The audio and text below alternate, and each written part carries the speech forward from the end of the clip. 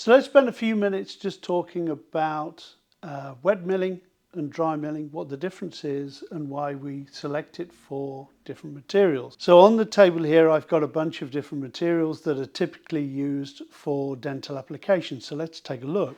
On this side we have the softer materials, which is pre-sintered zirconia, PMMA, and then if we move to the middle we have a hybrid ceramic, and then over on this side we have the harder materials, mostly glass ceramic, but this one actually is a fully sintered zirconia block. And now let's just look at some of the tools that we use for milling. These are some of the tools that we use for dry milling, and you'll see that there are different thicknesses and also there are different tip shapes. So some are flat and some are rounded. Over here, if we look at the tools for wet milling, we can see the same thing. We can see that there are different thicknesses and different tip shapes as well. So whether it is dry milling or wet milling, the machine will automatically select the tool required for the process at that time, and it will work in sequence through the tools until it completes the restoration. So let's take a closer look at the dry milling tools. As you can see, there is a continuous cutting edge running in helix, and this is very much like a continuous knife blade. In contrast, now let's look at the tools used in a wet mill. Instead of a continuous blade, what we've got now is diamond particles bonded in a resin to create a grinding surface. And this is very much like a file.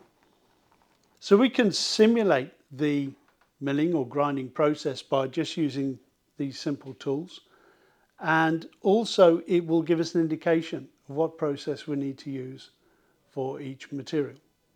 Starting with the pre-sintered zirconia, we can see the dust coming off it and we can hear it cutting into or carving into the surface of the material. Let's just try that with the PMMA as well. So this time it's chipping away a much larger chip than before. Let's take the hybrid ceramic, and this is the Vita Anamic. It's much harder. You probably can't see from the lens, but I can see some dust coming away on the edge of the blade, but it's definitely much harder. Then let's move to some of the glass ceramics, and the blade just sliding straight off. Yeah, it's not touching these materials at all.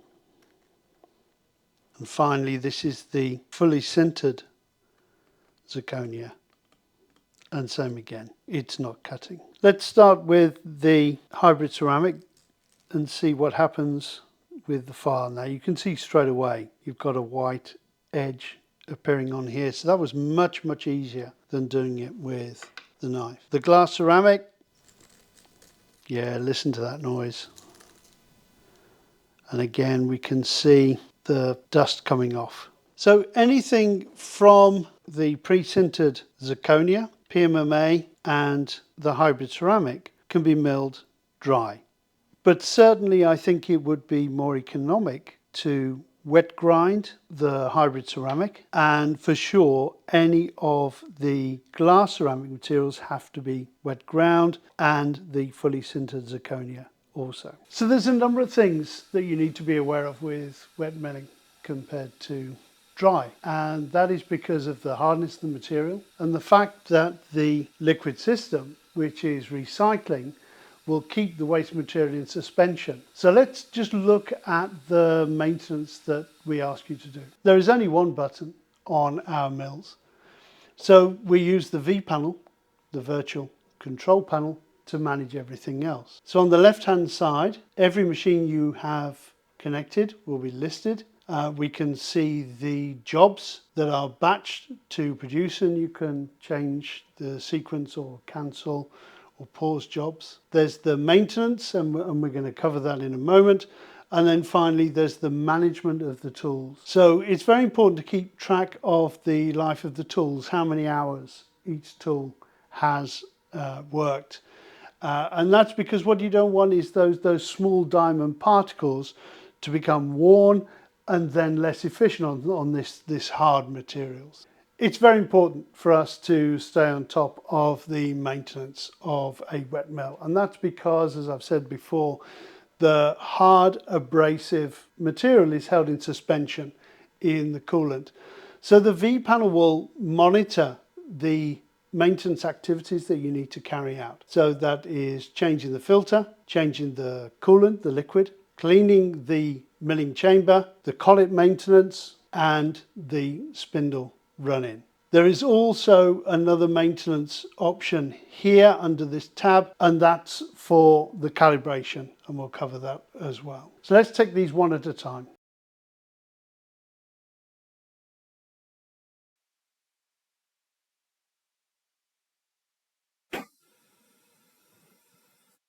We're going to start by changing the filters. So we open the drawer, pull out the tank, just let the water drain off the top cover back into the tank. And I recommend putting some paper towel down where you're going to place the lid. So with the filters, every 20 hours of operation, you will be prompted to replace these filters.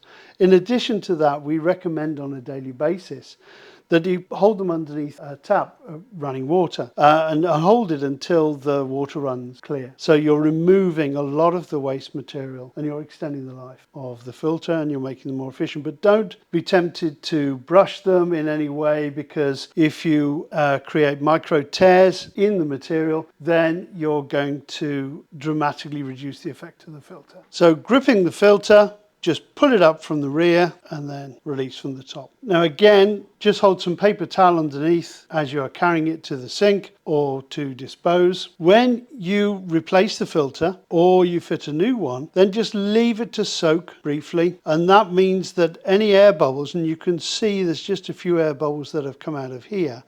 We're trying to avoid the air bubbles going into the lines and recycling around the system, because they will cause a blockage in the coolant. So we just push down from the front and then the base will clip into place, and then we can replace the tray, and there we go. We'll now take you through replacing the coolant. Now the coolant is a combination of deionized water and two additives. The first additive is a lubricant with an antifungicidal agent, and the second is an anti-chelating agent. And this basically stops the waste material, the particles, from clumping together and causing a hard surface, which will then interfere with the milling process. So open the drawer again, pull out the tank, and with the tray in place, because we want to clean that as well, we're just going to carefully lift that out and just make sure that you don't catch the nozzle as you lift it. Assuming that you have a trap in your sink, wipe down any residual material, waste material on the top of the tray. Then take the tray, carefully run that under a tap. And again, any stubborn materials, just wipe away. Then remove the filters and just run them under the tap until the water is running clear. So then take the tank, again using the cloth and the water, just remove any waste material that is collecting at the base or in the corners. Now when you replace the cap, be careful not to cross the threads, and then we're ready to refill the tank. Now we are going to fill the tank with the coolant. So the coolant is a combination of deionized water, the main additive, which is the lubricant and antifungicidal, and the chelating agent, which will stop the waste material from clumping. Let's start with the additive, and we need a total of 250 ml to do the 5 litres of coolant that's required. So this jug has indicators on there, it makes it very easy for us to see the quantity. There are markings on the bottle as well, so you can take it from that, but the tendency from supply is to slightly overfill, so I think it is more accurate to use the jar. And then it is just 12.5 millilitres of the chelating agent. Now this tiny little thing goes up to 10 millilitres, so I can either choose 10 mil and then put another 2.5, but I know that if I slightly overfill, I'm at the right quantity there. And you can see it's quite sticky, this material, as it's going in. So we're going to fill the remainder of this up with the deionized water, and then we can just get the last drops out of there. Let's pour in the deionized water. So I've now got 1 litre of coolant, and we need a total of 5 litres. As I said before, if we want to just get the last remaining drips of the chelating, we just dip that into the water, and there we go. So we're now accessing the tank, removing the top tray, and then pouring the first litre in. So that's 1 litre. Now we're going to add the second. And that's the 5th and final litre going in, replacing the top tray. And you probably can't see this from the camera angle, but we're just about at the maximum level in the tank.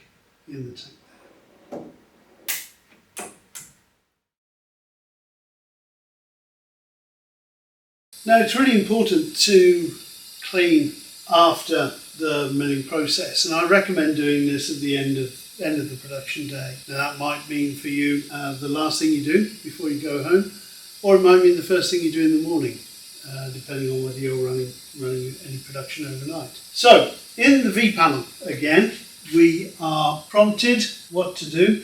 There are 3 positions to help us access every part of the milling chamber. So I'm going to start with bringing it to the front. Now you won't be able to see this, but what it's doing is just bringing the whole fixture towards the front of the machine, and I can then lift the lid.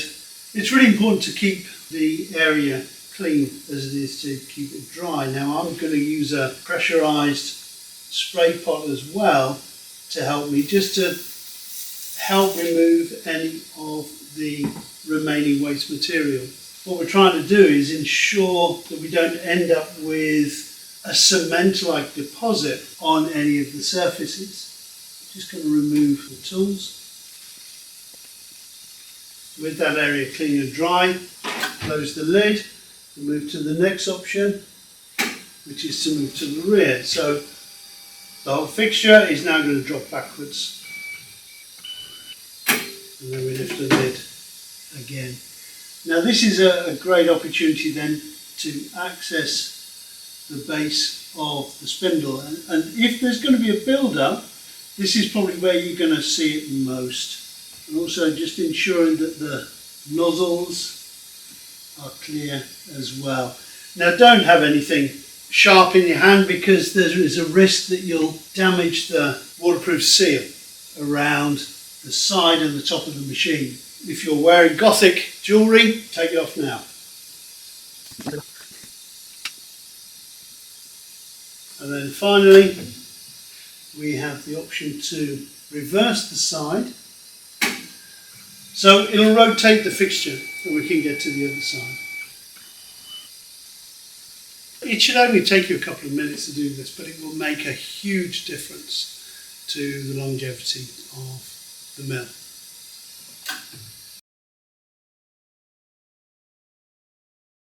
One of the most important aspects of the daily maintenance that you need to do on a wet mill is the collet maintenance. And what we're going to do is we're going to both clean the collet and, in addition to that, make sure that it is tight in the spindle. Now the reason why we do this is, one, if you've got a build-up of waste material, it could push the tool to one side. That means that the tool would rotate in a non-concentric fashion, reducing the accuracy and the effectiveness of that tool, and you'll wear that tool out much more quickly, and you're going to put strain on the spindle as well. And the other aspect of it is to make sure that it's tight so that it is gripping the tool well. So everything, as with the other maintenance, is driven by the V panel. So the machine now is just moving the spindle to a position where the collet is easy to access. So this is what you need for the collet maintenance. We have the nut and, very importantly, a pin. Then we have a swab which has a soft silicone sponge end and two wire brushes. One is for the spindle and the other is for the coolant jets. And finally, we have a pot of grease. I've inserted the pin into the nut, and now we will insert that inside and over the collet. Now the purpose of the pin is to make sure that as I tighten or loosen the collet, I'm not deforming the three jaws of the collet. So let's just loosen that carefully and take it out. First thing I'm going to do is just give this a quick wipe over. So that's going to remove any excess grease or old grease from the outside. Then subsequently clean the outside of the collet with isopropyl and do the same on the inside using the larger wire brush. Just place that inside the collet and that should be nice and clean. If you have available compressed air, just to blow across the surface to get off any loose debris. Now the collet is completely clean, we're going to apply a very, very fine layer of grease to the taper of the collet. Just going to run that around.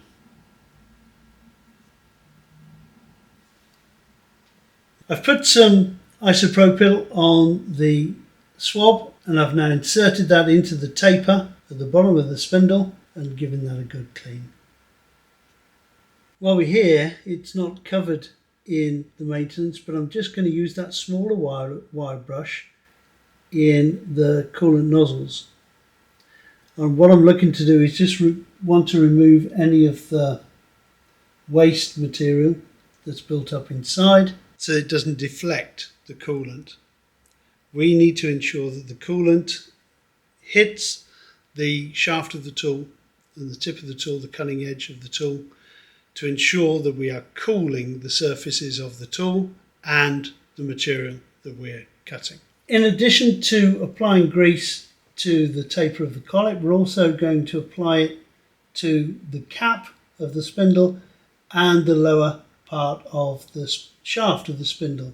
And this is to ensure that the waste material doesn't bond to the surface of the cap of the spindle and can be easily cleaned away. All that's left for us to do now is to replace the collet. As you can see, I've got the pin inserted into the nut inside the collet so we don't deform it. And then tighten up. Now don't over tighten, there's no need to over tighten. And what you should find is that the pin comes away cleanly from the collet. Then we close the door and the machine will move to position so it can collect the dummy pin, and then we'll be prompted to do the coolant check. So we're looking to see whether the flow of the coolant is running from all the nozzles and the jet of coolant is actually hitting the tool correctly. And now looking at it, I can see that we've got all jets flowing from the nozzles nice and cleanly. It's hitting onto the tool or the dummy pin, so as it spins out, that's providing enough coolant for the milling process. So I'm happy with that. So I click on yes to confirm.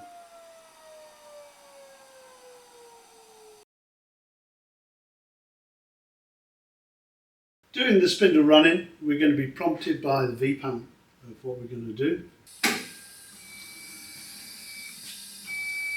And it's now running the coolant through the nozzles, through the system, through the nozzles. And it'll start at a very slow RPM and build to the full 30,000 RPM. It takes about 2 minutes.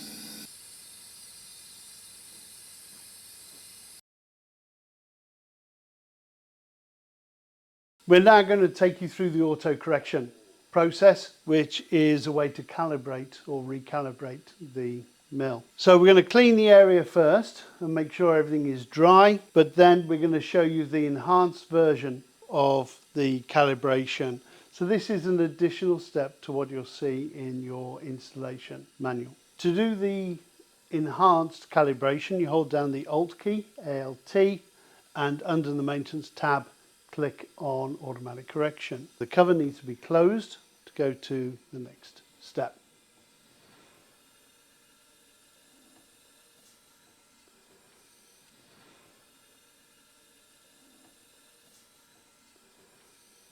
This is what you're going to need for the automatic correction. We've got the dummy pin, the retaining screw, correction jig, and the ATC magazine jig. I'm just going to give them a wipe over to make sure they're clean and free of fingerprints.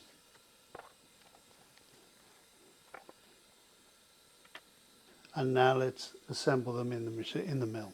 What you're not prompted to do, which is essential because it won't fit, is to remove any tools that are in the ATC magazine. The next thing I'm going to do is fit the correction jig. So that slots into the central position, which is position 2, and the one thing we didn't tell you that you need, that's the 3mm hexagonal wrench.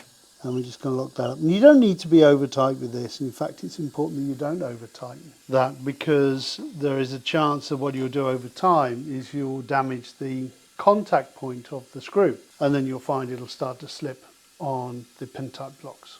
Next, we fit the ATC magazine jig, and that is just held by the retaining screw. And lastly, we fit the dummy pin in bay 4 through the correction jig. And just make sure it's seating properly into the O-rings. We're going to give this a final clean down, including the base of the dummy pin. And finally, we'll just give this a wipe over, especially the dummy pin that's still seated in the spindle. And finally, V-panel. Click OK to commence the automatic correction.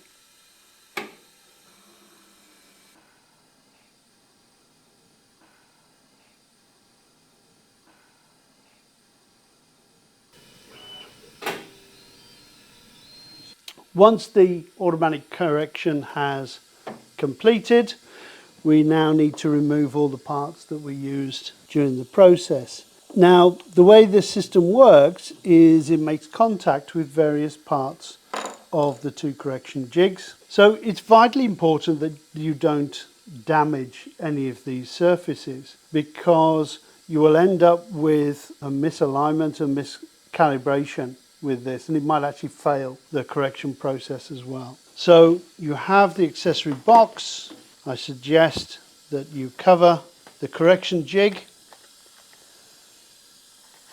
and place it in the box, and the next is remove the dummy pin, and that can sit inside the smaller accessory box in there. Let's take out the screw. That can also go in the smaller box, and now the ATC magazine correction jig can go in the main part of the accessory box. And all this can be stored away in the base of the machine. And this is where I've also just kept the tools. And this is an ideal opportunity to just visually check the surface of the tools. Does it look like we have a uniform coating of those diamond particles, or has a bald spot appeared, particularly at the tip? These look fine. So the 125 D, and that could be a ZGB or a ZGB2, goes in position 1. Then the 50D goes in position 2, and the 25D goes in position 3. Now you may also have the 75D going into position 4, which is used mostly for implant screw channels, and you may have a mixture of other tools as well, but that's for another video.